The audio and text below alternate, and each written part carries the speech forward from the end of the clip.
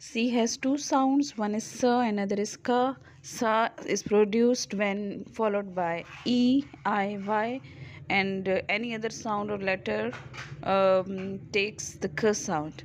For example, in the hard sounds, comb, card, cat, cook, camp, cake, cup, cast, cold, cuddle, candle, current, cast, comb, Campbell, cob, cable, cuff. These are giving the hard sounds of C, and soft sounds are produced by the words when they are followed by I, E, and Y. For example, in braces, face, lettuce, police, pencil, rice, price, city, scent, mice, cereal, circle, space, juice, ice, price, ace.